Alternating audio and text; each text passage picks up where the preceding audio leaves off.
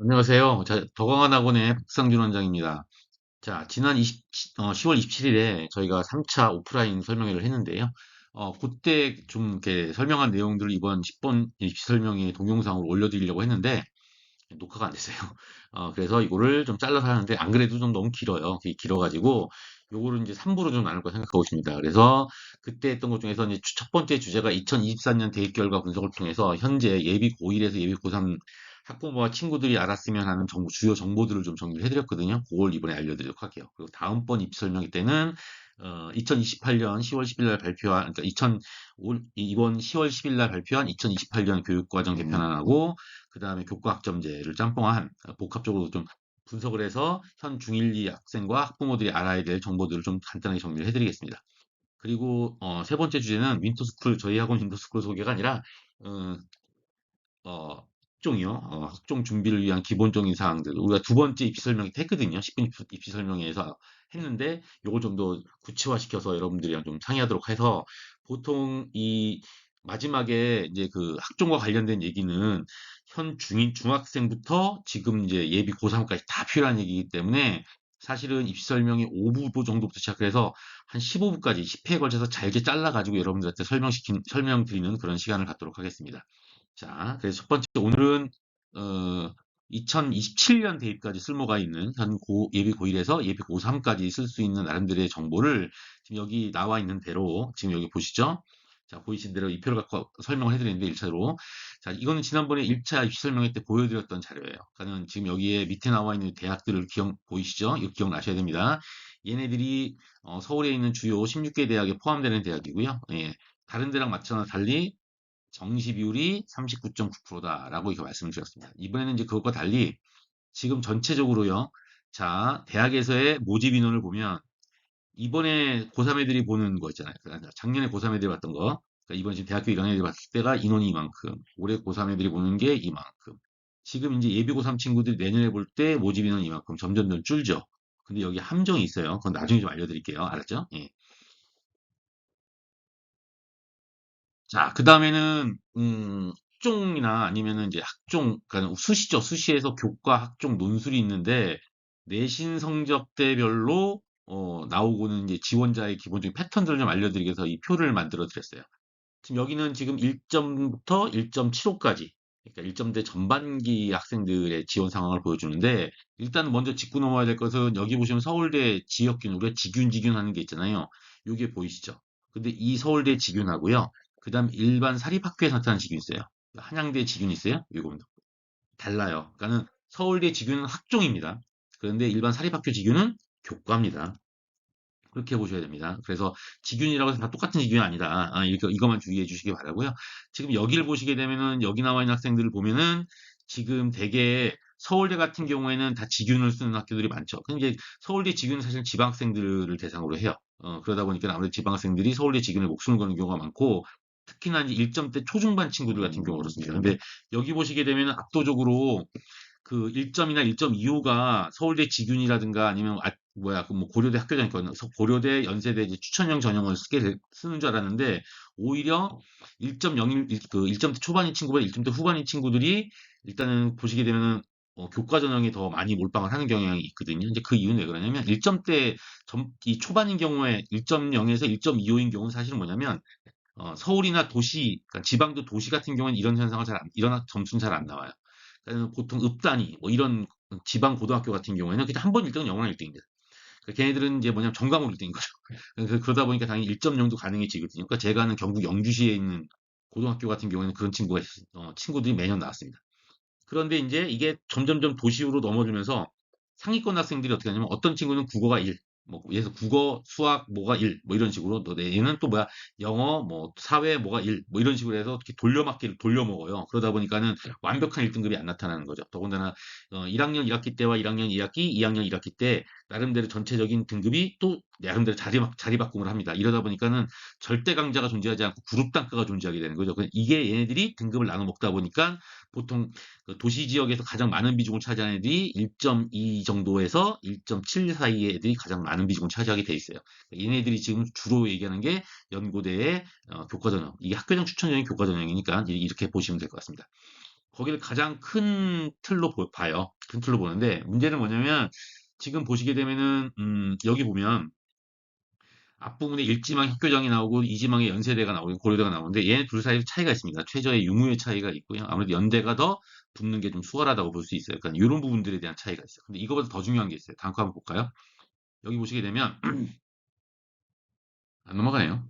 자, 예, 죄송합니다.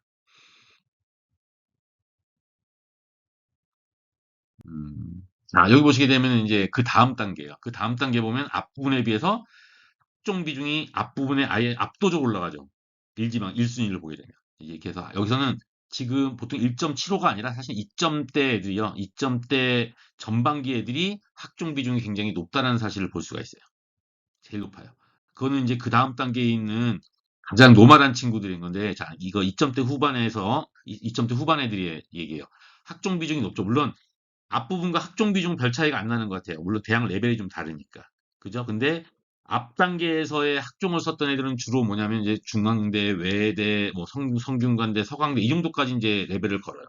근데 이제 2점대 후반 애들의 경우는 사실은 뭐냐면 1순위에서 뭐 고려대 학업우수 이런 거는 사실상 얘네들이 거의 뭐냐면 그냥 요행을 바라든가 아니면 이제 쓰는 놈 중에서 최저 좀 못 맞춰라 뭐 이런 것들을 바라는 경우에 해당이 되는 경우가 많습니다. 그래서 이제 보통 여기 보시게 되면은 이제 중위권 대학의 학종 비중이 압도적으로 높죠. 그리고 이제 상위권 대학에 대한 논술을 대시하게 됩니다. 요 성향이 3점대 초반까지 갑니다. 3.25 정도까지는 이제 뭐 성대, 서강대 논술까지 봅니다.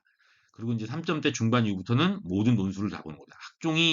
학종 보는 대학 학종도 쓰죠. 보통 이제 3학종에 3논술을 쓰게 돼 있어요. 그래서 3학종의 대학은 이제 잘하면 경기권까지 내려가게 되고 뭐 이렇게 되는 이런 현상을 보이고 있는데 쓰는 건 이래요. 예, 쓰는 건 이렇습니다. 그래서 여러분들이 정리를 할 때 제가 이 화면을 보여드린 이유는 결국 뭐냐면 1점대, 그러니까 1.7까지를 기준으로 하면 1.75까지도 안 가고 2.7대까지 기준은 교과에 몰빵한 애들은 주로 지방 애들이요. 그 다음에 이제 학종도 함께 보는 애들은 주로 도시, 서울 애들이요. 뭐 이렇게 보시면 됩니다. 그리고 이제 1.7을 기준으로 했을 때 1.7에서 한 그 2점대 초반이요. 한 2.2 정도까지 친구들이 있는데 이 친구들은 이제 주로 이제 뭐냐면 학종을 많이 봅니다. 예, 상위권 대학의 학종을 많이 보게 되고 2.2부터 그다음에 2.5까지의 친구들도 마찬가지로 상위권 대학의 학종을 많이 보는데 2.5에서 2.7까지는 이제 상위권 대학의 학종과 그다음에 그 밑에 대학의 건대 정도 레벨까지의 예, 교과를 좀 보게 돼 있어요. 그리고 이제 2.5 밑으로는 학종의 목숨 겁니다, 그냥. 예, 그리고 여기도 지금 화면에 떠 있는 대로 보통 교과 전형의 형태를 보게 되면 이런 형태가 되는 거죠. 이런 형태. 여기서 지금 기본적으로 보면 이제 학생부 우수자 전형이 나오게 돼 있거든요. 그러니까 이런 것들 보는데요. 요거 빼고 나머지 이제 상명대 고교 추천 전형 이런 거 나오잖아요. 얘는 이제 여기서 이제 납치당하는 거예요. 이런 식으로 우리가 판단하시면 될 것 같습니다. 아, 납치는 뭐안 당했군요. 상명대는 이건 이 점수가 못 들어가는데. 예. 그리고 이제 보통 이제 이 표를 보는 방법은 뭐 자료집에는 안 나와 있지만은 나중에 다시 한번 보게 되실 경우에는요. 여기서는 이제 앞에 1, 2순위 빼시고요. 대개의 경우에는 뭐냐면은 3, 4순위에서 이제 합격 비율이 가장 높고 그다음에 이제 5, 6순위는 붙어도 안 가는 경우가 많습니다. 대개 수시 패턴의 경우에는요. 여러분들 나중에 한번 수시 합격자 학생들의 그 각 지망 1지망부터 6지망까지가 있잖아요. 그 순위별로 합격 퍼센티지를 한번 공개를 해 드릴 텐데 그 합격이 1, 2, 3, 4, 5, 6순위를 나누면 보통 3, 4순위가 제일 높잖아요. 가장 높고 5, 6순위가 나는데 어떤 경우에는 5, 6순위가 가장 높아요. 근데 여기에 지원을 안 하니까 문제가 되는 거죠. 보통 이걸 쓸 때 그 어느 대학이든 들어가는 합격자들만 기준으로 봤을 때는 한 두 개 대학 정도 평균 한 2.2개 대학 붙습니다. 예, 이렇게 우리가 판단하시면 되고요. 자, 아까 전 이제 그 정시 모집과 이제 수시에 대한 얘기였고요. 이제 정시 모집 인원과 관련된 말씀을 드리겠습니다. 정시 모집 인원은 전체적으로 감소를 합니다. 근데 이제 문제는 뭐냐면 밑에 보시면 알겠지만 권역별 모집 인원이 나오는데 문제는 그 감소한 거에 대부분은 다 비수도권입니다. 비수도권 학생들이 감소를 하고요. 수도권은 오히려 뭐가 되냐면 증가를 합니다. 800명 증가를 하죠. 그러니까 우리가 제가 앞에서도 맨 처음 페이지에서 보여주는 것도 마찬가지로 점점점 갈수록 감소를 하는데 그게 적어도 이제 우리 서울 안에 있는 대학이라고 합시다. 우리가 서울 안에 있는 대학 정도를 들어가려고 한다면 그닥 걱정할 필요는 없어요. 수도권 대학까지도 걱정할 필요는 없어요. 그 수도권 바깥으로 넘어가는 대학들이 학생 인원을 감소를 하고요. 대학이 없어지기도 하고 통폐합이 일어나기도 하면서 재정난을 겪게 되죠. 예. 그 지방대 대학 교수들은 그냥 반영업사원이라고 보시면 돼요. 예, 입설명이라는 이름하에 각 고등학교에 저뭐 가가지고 저희 설명 한번 하게 해주세요. 막 이래가지고 이제 학생들 모아놓고 뭐 설명하기도 하고 뭐 별짓 다 하거든요. 그러니까 그런 대학에서 정원이 주는 거지 실제 그래서 정원이 정시가 됐든 수시가 됐든 간에 정시가 뭐야 그 모집 인원의 감소는 별 의미가 없다. 그리고 수시도 마찬가지예요. 보통 우리가 수시 모집 인원이 압도적으로 많아요. 그 전체적인 데이터로 봤을 때는 맞잖아요, 그죠? 근데 문제는 아까 우리가 앞에서 봤던 것처럼 서울에 있는 상위 16개 대학, 뭐 좀 더 넘어 한 20개 대학까지 평균을 합치면 38%가 넘어요. 뭐가 정시가. 그리고 오히려 수시가 25% 밑으로 낮아요. 근데 지방으로 내려갈수록 뭐냐면 수시가 85%예요. 정시가 15%에 해당이 되는 거죠. 그러니까 지방대 가려면 85%뭐 가는 건데 우리는 그런 거 아니잖아요. 그러니까는 결론은 뭐냐면은 정시에 대해서 너무 뭐 수시에 비해서는 찌그레기잖아. 뭐 이런 생각하실 필요 없어요. 그러니까 정시는 앞으로 더군다나 이제 대학 모집 인원이 늘어요. 그러니까는 지금 사실은 문과 때는 별로 듣기는 안 좋은 소리인데 이 증가되는 인원들이 일단 서울에서는 440명이 증가가 되고요, 내년에. 그리고 경기도에서는 800명 정도 증가가 됩니다. 그리고 전국적으로는 한 1,400? 1,400명 정도 증가하는데 얘네 다 이과예요. 최첨단 학과의 인원들이 증가가 됩니다. 희한하죠. 예, 나라에서는 연구지원금 다 없앤다는데. 그래서 일단 기본적으로 1,400명이 증가를 하고요. 적어도 우리가 서울 수도권 합쳐서 800명이 증가가 한다면 이거는 서울 수도권 지원하는 학생들한테는 적은 숫자는 아니거든요. 이과 학생들한테는 희소식이다. 이렇게 우리가 간략하게 말씀을 드리고요. 음, 자, 그 다음에는 제가 이제 그 데이터를 드린 거예요. 첫 번째, 제가 첫 번째, 말씀드릴 수 있는 것들은 이제 여기까지 이제 중간 정리를 해드리는데, 일단은 정시를 무시하지 말자. 예, 적어도 서울 경기권에 있는 대학을 들어갈 사람들은 정시가 40%다. 그러니까는 이제 수시에 몰빵하려고 하는 어리석은 짓 하지 말자. 최후에 어머님들이 오해하는데 정시를 못 볼 거에 대비한 보험을 수시로 생각하는데, no. 확정성, 그러니까 불안전하고 불확정적인 수시를 확정적으로 보완할 수 있는 게 바로 정시다. 이렇게 판단하시면 되는 거예요. 두 번째가 뭐냐면은 보는 것처럼 우리가 보통 수시를 제기할 때 교과 전형을 제외하고 그러니까 각 등급별로 학생들이 지원하는 유형의 패턴이 어느 정도는 정해져 있다. 그래서 이제 1등급 중반 때까지, 그 다음에 2등급 전반기까지, 2등급 후반기까지 3단계로 나가게 돼 있다. 근데 우리가 이걸 계산할 때는 되게 볼 때 보통 3순위, 4순위에 우리가 들어갈 대학을 집어넣는다. 이걸 참고하자. 이 정도 알려드리는 거고요. 그 다음에 이제 지금부터 알려드릴 내용은 교차 지원에 관련된 얘기인데 결론은 하나입니다. 이과 가서 수학 더 하는 겁니다. 예, 그게 제일 좋은 방법이죠. 지금 이거는 진한 색 그래프와 흐린 색 그래프를 비교한 게 아니에요. 그러니까 진한 건 진한 거대로 가고 흐린 거 흐린 거대로 가시면 돼요. 그러니까 문제는 뭐냐면 상위권 대학일수록 물론 뭐 성대나 외대나 뭐 이대나 이런 좀 예외적인 학과가 있잖아요. 학교는 빼고 보시게 되면 성대, 경희대, 외대, 이대를 빼요.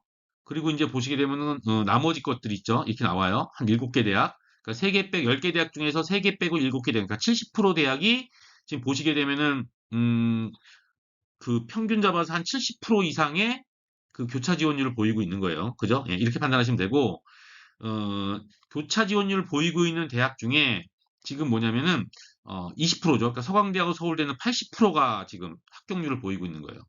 그죠? 예. 그리고 뭐 연세대하고 그다음에 한양대하고 중앙대하고 시립대 같은 중앙대까지는 70%대까지 되는 거죠. 중앙대는 아니구나.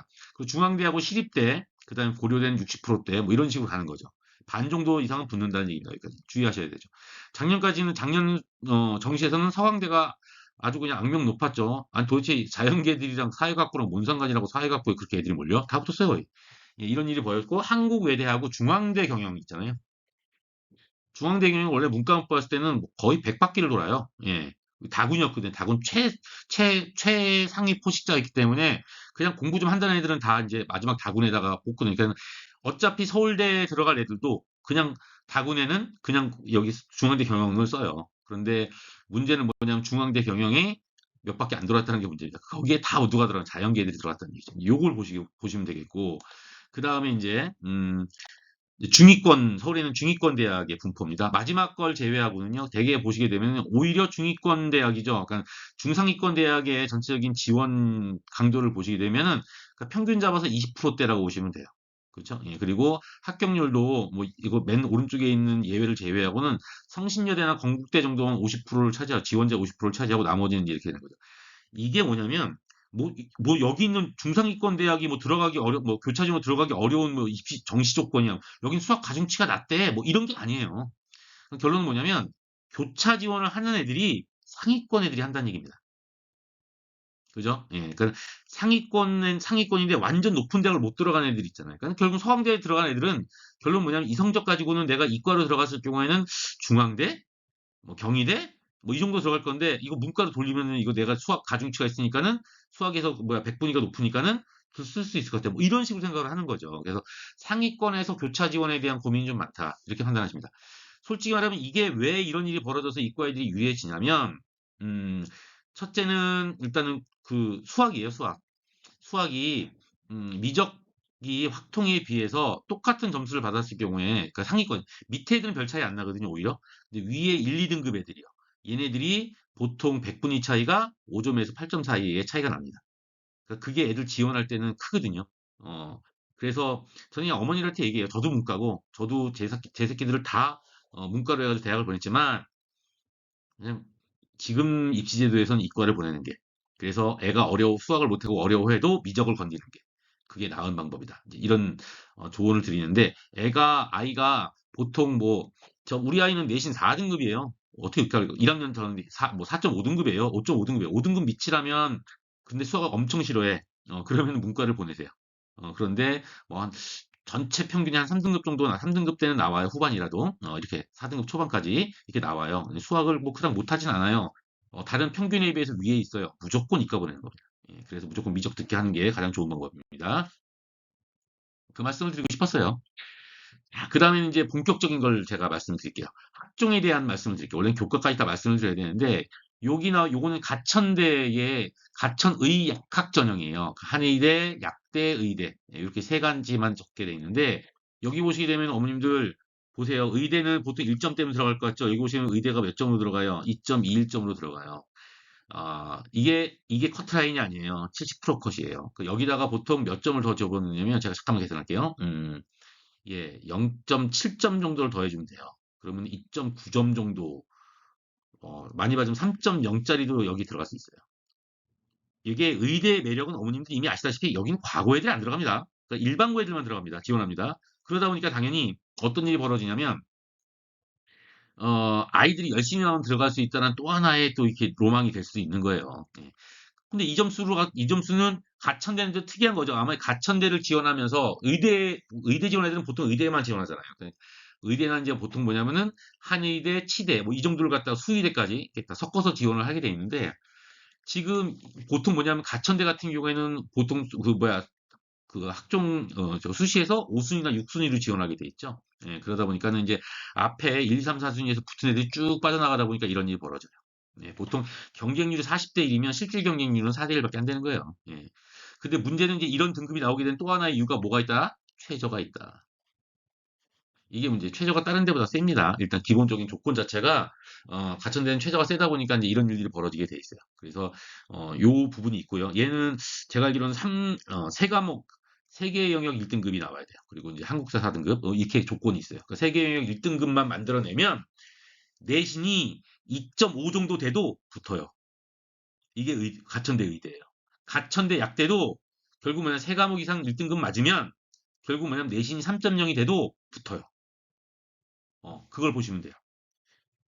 그 말씀을 드리고 싶었어요. 그래서 여러분들 여기선 두 가지 교훈인 거예요. 내신이 얼마 안 된다고 해서 학교를 너무 높게 점점점 학교의 눈높이를 낮추지 마라가 첫 번째 제가 드리고 싶은 말씀이고 두 번째는 수능은 정시다. 아니라니까요. 수능은 정시 반, 그 다음에 수시 반입니다. 그리고 수시에서 내가 학기 중에, 그러니까 3학년 지난 한 2년 반 동안 나의 나태함과 나의 방황으로 깎아먹은 내신 점수를 복구할 수 있는 이 처방이 수능입니다. 그래서 수능을 접으시면 안 됩니다. 그리고 특히나 제가 국어 선생이다 보니까 수능 중에서 국어는 막판에 성적을 올릴 수 있는, 탐구 다음으로 막판에 성적을 올릴 수 있는 유일한 마지노선입니다. 예. 자, 요거를 좀 다른 학교랑 비교를 해볼게요. 경희대입니다. 경희대는 친절하게 떨어진 애들하고 붙은 애들 다 일일이 보여줘요. 이거 핸드폰으로 이 화면 보시는 학부모님들이나 학생들 같은 경우는 잘 안 볼 수 있겠는데 빨간색으로 되어 있는 게 다 불합격자예요. 그리고 까만색 동그라미가 다 합격자에 해당이 됩니다. 국어국문학과가 이제 문과니까 여기서 보시게 되면 빨간색인데 1등급인데 떨어져요. 그죠? 학종입니다. 예, 경희대 학종입니다.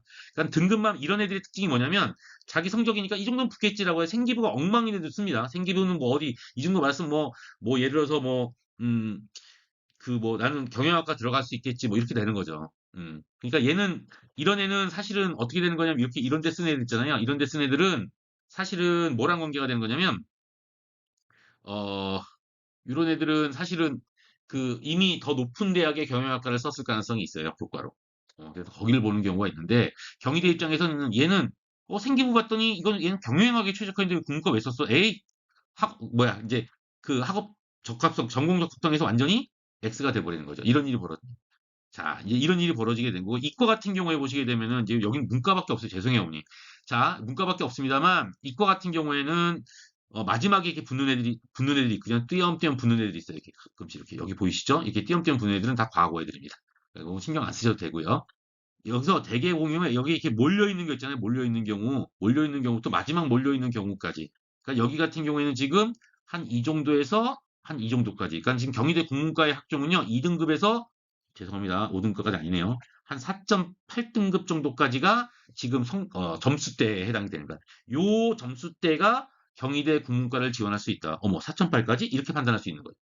그러면 이제 얘네는 이 중에서 특히나 이제 후반부 딱 3등분 해가지고요. 이 후반부 3분의 1 애들은 예 세부 특기 사항하고 전공 활동하고 진로 활동하고 자율 활동에 대한 그 생기부 내용이 각별한 애들이다. 이렇게 판단하시면 되는 거예요. 그래서 우리가 생기부를 챙겨야 되는 이유가 거기 있습니다. 그러니까 내 새끼는 고등학교 들어가서 저도 그랬어요. 저희 둘째 딸 고등학교 들어갈 때 절대 반에서 1등 놓치지 않을 거라고 생각했는데 엄마야.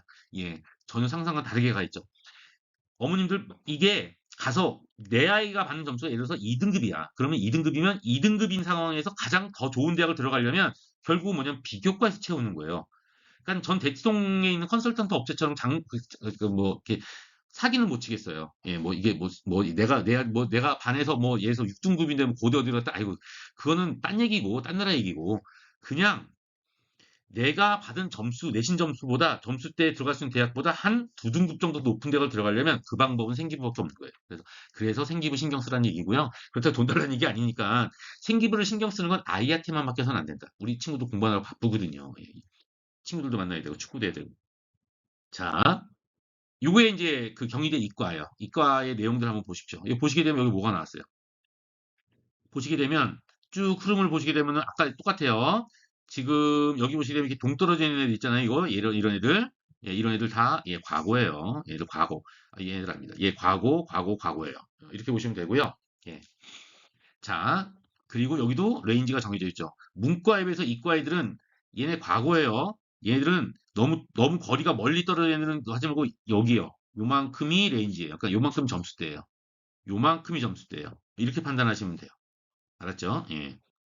요거에 대한 정보는 어차피 저희들도 이제 저도 마찬가지로 학생들 컨설팅 하거든요. 예, 뭐 돈 받고 하는 게 아니라 어차피 저희 학원 애들 컨설팅 하는 거니까 이제 그때 하고 또 뭐 어차피 동네에서 저도 이제 학원을 하니까는 대치동이나 평촌 학부모님들은 궁금하시면 언제든지 오시면 제가 무료로 상담해 드리겠습니다. 자, 그 다음에는 요거는 지금 다른 형태인데요. 여기 나와 있는 요 형태 한번 보시기 바랍니다. 여기 하고요. 그 다음에 요게 이제 고대예요. 고대 학종에 대한 얘기인데 계열적합 전형에 해당됩니다. 자, 고대 적합 전형은 여기 보시게 되면 뭐냐면은 70%가 2.4득이에요. 심지어는 국문과는 3점대예요. 아니, 아무리 그래 종합학종이라 그렇지 고대인데? 그럼 하나 더 볼까요? 자, 여기 보시게 되면 여기 보시죠. 활동 우수형 전형이 나와요. 근데 이거는 뭐냐면 국문과가 또 1.8이에요. 이건 연대예요. 왜 이렇게 다를까요? 앞에 고대는 최저가 4개, 4합 8, 예, 그 다음에 영어 3등급 이상, 그 다음에 한국사 4등급 이상 이 조건이 붙어요. 문과인 경우에. 예. 근데 연대는 예, 2합사. 그러니까 이 문과 같은 경우는 2합사는 뭐냐면 국어 수학 중에서 하나는 들어가야 돼요. 그러니까 국어나 수학 중에 하나가 이제 2가 나와야 되고 나머지 탐구 하나에서 2 나오면 돼요. 그리고 똑같이 영어 3, 한국사 4 이런 형태입니다. 어떤 몇 과목이 최저로 반영이 되느냐에 따라서 등급이 이렇게 달라져요. 그러니까 우리가 수능을 놓치지 말아야 되는 이유는 정시뿐이 아닙니다. 이것처럼 수능에서 나름대로의 고득점, 많은 고득점도 아니에요. 국어 2등급 맞는 거 솔직히 한 8개월이면 고2 여름방학에서부터 고3 6월달까지 잡읍시다. 그 정도면 충분히 2등급 라인은 넘어요. 근데 그걸 왜 포기해요? 나는 그 이해를 못하겠어요. 아예 저는 아프리카 루안다에서 왔어요. 뭐 이게 아닌 이상은 웬만하면 다 그 정도까지 맞아요. 근데 그걸 왜 포기하죠? 2등급이 눈앞에 있는데. 예. 이런 부분도 생각할 필요가 있고 물론 1등급 맞는 친구들한테 미안해요. 이미 1등급 맞았는데. 자, 요거는 어느 학교냐면은 광운대입니다. 어머, 희한하게요. 여기 이제 이과긴 한데 광운대도 고대랑 그닥 점수 차가 없어요. 근데 얘네는 최저가 전혀 없습니다.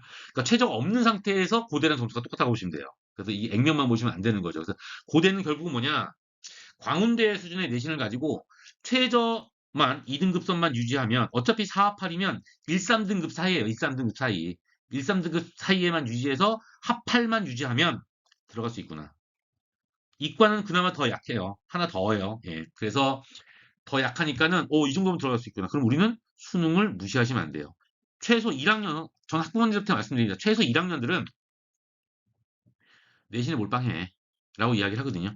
그런데 적어도 2학년, 늦어도 2학년, 2학기 넘어간 여름방학 때부터, 아니면 빠르면은 1학년에서 2학년 들어가는, 넘어가는 순서부터 우리는 수능을 준비해야 된다. 왜 그러냐면 어차피 국영수가 전 영어는 뭐 흐름이 있다고 하니까 국어 수학이 다 과목 자체가 뭐예요? 수능 과목이에요. 거기서 수능이 나와요. 애들은 EDS에서 나온다고 생각하는데 제대로 가르친다면 그 교과서에 나오는 개념과 작품의 흐름 속에서 수능이 나와요. 그걸 공부를 하는 건데. 예. 그래서 우리는 그걸 수능 공부라고 생각해라. 내신 공부라고 생각하자고. 그러니까 마인드 자체를 바꾸라는 얘기가 꼭 갑자기 수능 공부를 하라는 얘기가 아니라. 그래서 암기식대로 공부하지 말고 이해 중심으로 공부를 하고 그다음에 나만의 문제 푸는 패턴을 만들고 이런 훈련들을 적어도 2학년 때부터는 출발을 해야 된다. 이 말씀을 드리는 거예요. 아시죠?